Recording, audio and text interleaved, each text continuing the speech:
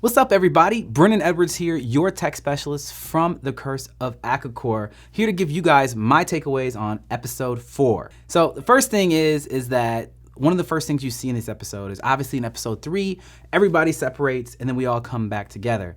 Now the come back together thing, when I was watching it with some of my friends, they're like, yo, was this like a stage thing of you guys like coming back together and finally seeing each other again? And I'm like, actually no, like this actually was where we did get to see each other. A lot of the things that were just happening is what they would capture. It was very rare that it's like, let's set this up for camera kind of thing on the show. But this was one of the moments where it's like we were reuniting, but they wanted to make sure that they captured it because it was, you know, we really missed each other. It's been weeks since we had seen each other for a while. So I was like, I really wanted to see my other teammates because we genuinely like each other. My favorite thing of this entire trip was the people who I got to be on the trip with, like Karina, Bobby, Paul, Megan, and I guess Moose, I guess. It was funny because we're standing on this, like, some people were on the boat and some people were on the beach, and we're like standing like, I'd say like 200 yards away from each other. And like, I could literally see them, but like the camera guys were like, nah, man, like you gotta wait until we get our cameras in position. And it's like, we haven't talked to like Megan and Moose since they had done like the, you know, like the trip up to look for the anomaly and they almost died from the river going up and all that kind of stuff happening. So I was like, yo, I really wanted to see them. And you could see them in the distance. So I was just like, you know, like waving and like doing like dances and stuff and trying to get their attention. And they could see us and they didn't want to wave and dance back. But it was just weird having to wait. But all that to say, it was really good to see them. That was actually us being authentic and saying, it's good to see you. I'm happy you're safe. You know, let's get on with this mystery. Let's make stuff happen. It's really good to be back together. All right, so up next, as you guys saw, we got on the Harpy Eagle, which was our home for quite some time on the Rio Negro, is the main river source that we were traveling up and down. First, I'll talk about the Harpy Eagle. This was not a new boat. I drew the short straw with the boat, guys. I'm not even going front. I drew the short straw. They're like, okay, guys, here's everybody's room assignments. And I'm like, oh, where's mine? Like, oh, yours is down those steps. I'm like, oh, cool. Like, that's fine. I don't need to be, you know, on the top. And it's like, as I was like walking towards my room, it's like the engine gets louder and louder and louder. And it's like, oh, your room's the one right there next to the engine room. I'm just like, next to the engine room? Like the loudest room possible? I'm like, you know what, whatever. As long as it's consistent hum, I'm good to sleep through that kind of stuff. And I get in the room and it's just like diesel smell. What I ended up doing was actually switching rooms with Moose, because Moose is a weird guy and didn't want to sleep in a room at all. He actually would take a mattress or like a pad up to the roof of the boat every night and sleep on the roof. And that's just where he would sleep every night. So he didn't need a room. So we kind of became roommates even though he never was in there. So that was pretty cool. You know, Moose, you were looking out even though you didn't really do it on purpose, but thank you for letting me use your room. One other thing about the Harpy Eagle that was interesting is I had never been on a riverboat before. I've been in the ocean, I've been on like lakes. I grew up in Michigan, so there's a lot of great lakes around. So I've been in my fair share of boats throughout my life, but I had never been in a riverboat before. Now the difference about a riverboat is we're on these 2-story, or technically I guess 3-story boats. And for me, it's like, you don't normally see boats that like sit that high on the water because it's easy to tip over. And also the bottom of these boats was pretty flat.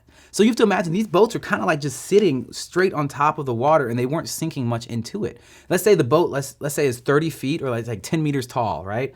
Only like 3 meters or like, you know, like 10 feet or less than that of that was sitting in the water. And it just honestly, physics wise, didn't make any sense. But then after you like started riding in it, you realize there's a few reasons to why a boat in a river would be like this. Number one, rivers don't have waves. So there's nothing that's gonna, like in the ocean or even in a lake, like when there's a storm, you know, the water is washing everywhere. Like no matter what, if anything gets bad, there's always a bank right there. And the banks of the Rio Negro are sand for the most part. So you can just like moor it into the sand and then tie it to a tree and you're good to go, no matter what's going on. And also, if you have that flat bottom to the boat, that makes it so that when the river water gets low, that you're actually able to like continue to go through it, because obviously if you have like a deep cut in how that boat is getting into the water and how deep it sits, then the water starts getting low and you're gonna start hitting the rocks and things like that on the bottom of the river. So for me, it was just a weird sight to see a boat that sits like that. But over time and like after riding in it for a while, you really start to realize like, oh, I guess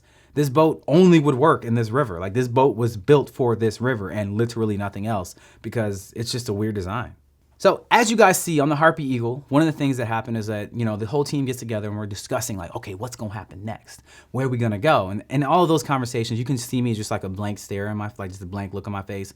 I was secretly hoping that I would get to hang out with Bobby and Paul because obviously their adventure thus far hasn't been so much about the jungle and the outdoors. It's more so been about, let's get on these computers and find out more information. I'm like, computers, information, internet, who could be helpful with those kind of things? I don't know, maybe not a tech guy, but of course, that's not what happened. I was sent off with Megan and Moose to go see about an entrance behind something called Dorado Waterfalls. I was like, what is El Dorado? I was like, oh, El Dorado is like that old legend of like a gold city that people have been trying to find for generations or centuries or whatever. And then they're like, oh yeah, this waterfall, yeah, it's not that big. It's only, because at first they told me it in meters. They're like, yeah, it's like 350 meters. I was like, and I heard feet. So I was like, oh, okay, cool. That's not so bad. And then I was like, wait, meters? That's over 1,000 feet. Y'all want me to go to a 1,000-foot waterfall? Okay, cool. Well, we're on this boat right now. Like, how close is it? They're like, you're gonna have to ride a helicopter.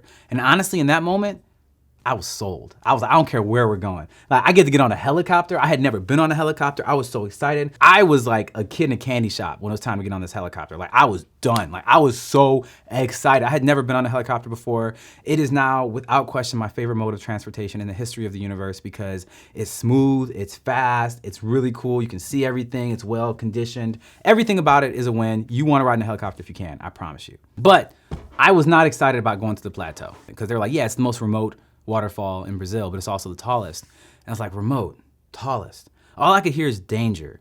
And I was right, but obviously that'll come more in more episodes. So before I left on this helicopter trip, one of the things that happened is we, as a team, we rolled up on Barcelos in the Harpy Eagle.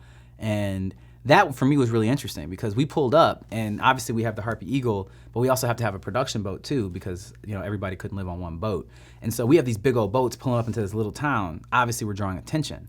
Now, what kind of attention we draw is really up to us. So that's why it became a real thing. Like, hey, we cannot mention this guy's name because he lives in this town. He pretty much runs this little town. And so if he hears anything about a film crew or us or anything like that, he's gonna be all over it and he might disappear. There was so much anxiety about how to behave and all that. So for me, I was pretty much, they were just like, well, Brennan, he's gonna stand out. He gets to stay on the boat. So that's pretty much where I was on the boat when we pulled up to Barcelos because it was like, yeah, you're way too American, bro. I thought Karina was absolutely wonderful as an undercover. Before we left and split ways and we knew that she was gonna be doing that, she was so nervous. I never expected to see any form of fear in her eyes ever. She's like, yeah, climb K2, climb Everest, climb all these things. But when it comes to like, okay, now actually just be covert, like be chill. Like don't let people pay attention to you and notice you. When this woman has spent most of her life getting and garnering attention, it's like asking a turtle to sprint. Like she didn't know what to do. She was just like, wait, so you want me to be not attention grabbing? So wait, no pink shirt this time, huh? And she's great and she earns the attention she gets. And she's absolutely amazing on camera and amazing at all the things she does because she just does such crazy amazing things. But in this moment, it was the first time I saw her nervous at all in this entire adventure. Out of all the things that could have happened, all the things we went through, not a moment of hesitation from her until it was like, hey, you gotta be real chill and real covert and act like you ain't really there looking at this guy and don't draw attention to yourself. All right, huh?